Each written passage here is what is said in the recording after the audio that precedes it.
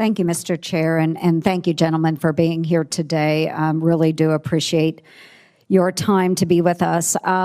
Before I begin some of my questions, I do want to start with something personal, and both to you, Secretary Hegseth, and to the chairman. I want to thank you both for the time that you take to recognize our fallen and those that have given, of course, during this administration, given their all. You have traveled to Dover and have been there to greet those families and to welcome home the fallen.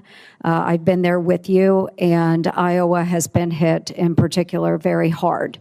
We lost 2 of our Iowa National Guardsmen from the 2nd Brigade Combat Team, 34th Infantry Division. Secretary Hegseth, you know full well the 34th. But we also lost 6 members from the 103rd Sustainment Command Expeditionary based out of Des Moines, Iowa during this current conflict. And again, your presence there meant a lot to the families. It also meant a lot to me. So thank you very much for taking the time to do that. Secretary Hegseth, you and I have had many discussions over the course of many months now regarding general officer positions. And, you know, I believe that we were operating in good faith as we talked through a couple of those in particular, 2 Iowans, General Mingus and General Randy George. I was disappointed to see that their retirements were hastened over what I believed had been set out by you and the administration. So I just want to take the time to list out some of General Randy George's accomplishments as Army Chief of Staff.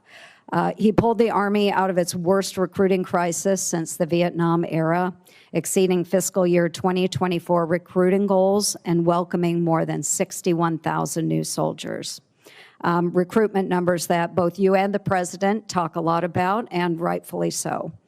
He cut 5% of general officer positions, 12 positions that were deemed as non-essential in the Army, and he reduced the Army headquarters by 1,000 personnel. He co-authored the Army Transformation Initiative, which is a comprehensive response aligned with your directives, and he testified here in front of Congress and took a lot of heat defending that Army transformation.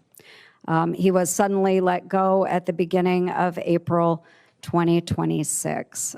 General George's merits, which I firmly believe in, he enlisted at the age of 17. He is a West Point graduate. He had 4 combat deployments. He served in Desert Storm, Iraq, and Afghanistan. He had 38 years of honorable service.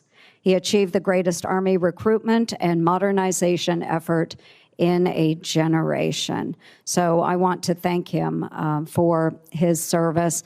And I would like to enter into the record, Mr.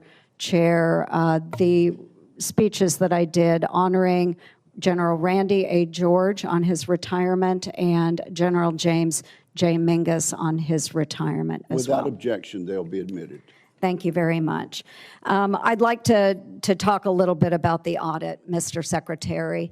I saw the video that you posted this week calling on the department to pass a clean audit, and thank you for doing that. It's something that we talked about during your confirmation hearing.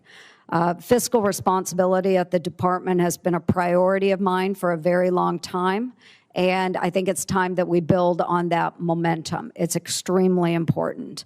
And that's why I'm pushing for my Receipts Act in this year's NDAA. It's focused on improving financial traceability and accountability across the department. And if you could talk a little bit more about the efforts in making sure that we are being much more accountable to our taxpayers.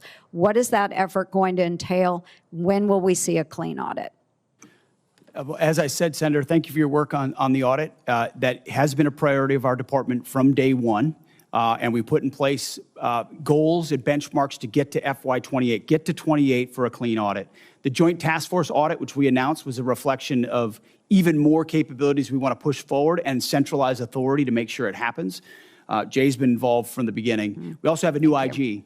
Who the new IG's focus, one of his focus points is precisely this, and he's prepared to work with us to ensure we reach it. So I think at every level and through this budget, it's a focus. Okay, thank you. We look forward to seeing a clean audit.